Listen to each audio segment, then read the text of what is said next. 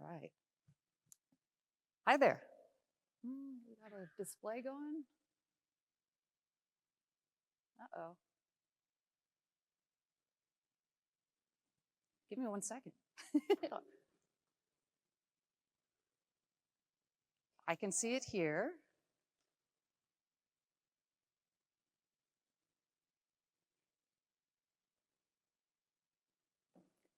All right, there we go. So my timer shouldn't start yet. Here. All right, so I'm here to talk to you about the questions you should be asking you to boost your website's ROI, but probably aren't.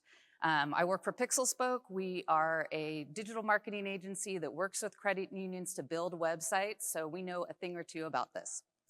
So the first question I want you all to ask yourself is, does your website pass the swap test? So if you were to take your website's logo off of your website, would folks still know that that website is still unmistakably yours?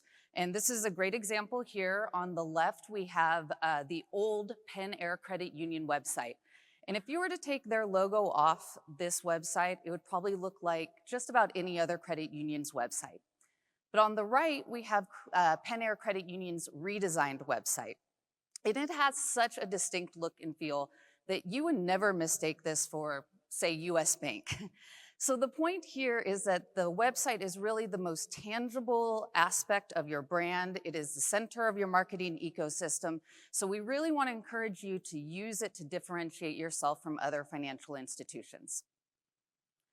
All right, question number 2. Do the people pictured on our website look like our members?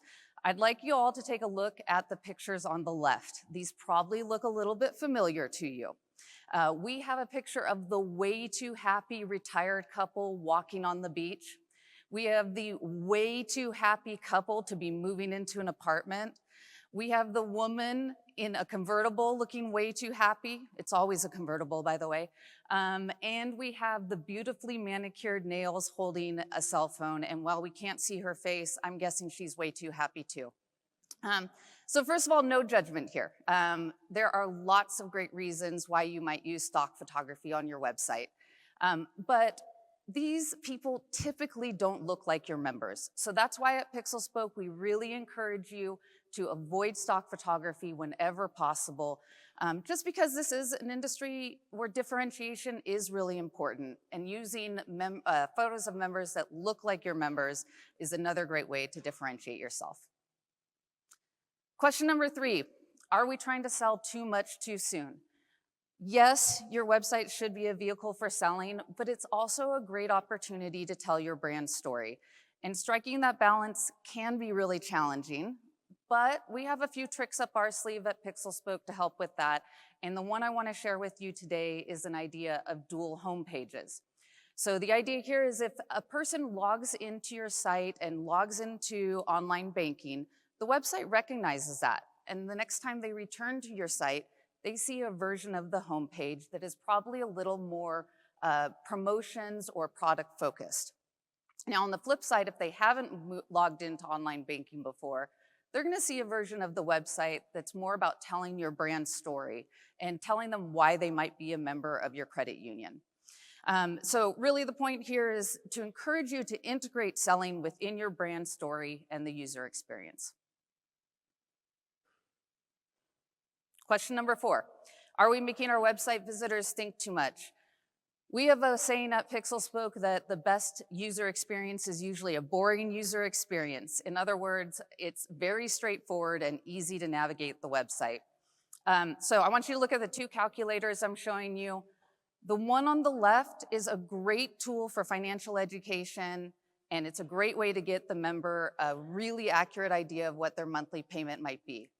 But look at all of those fields they have to enter. So a better alternative in some cases might be the calculator on the right. It only asks for 2 pieces of information because it integrates directly into your rate table. And it's a great way to let the user know, are they even in the ballpark for an auto loan?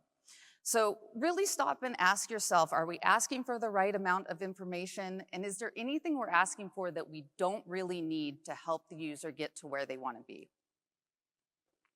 All right, our last question is, why would anyone read our blog versus other financial blogs? In other words, what do you offer that a user can't get by going to NerdWallet? So the blog on the left here is from Wells Fargo. The blog on the right is from one of our clients, VSCCU. And just compare the two. Which one is more memorable?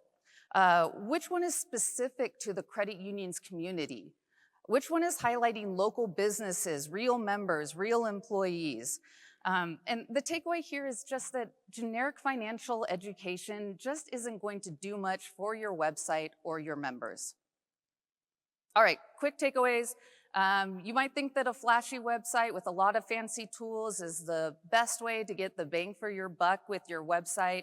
But counterintuitively, we think the best way to increase your website's ROI is to be true to your brand, feature authentic photography, offer a really boring and streamlined user experience, and to tell your and your community's story. That's what I've got. Thanks.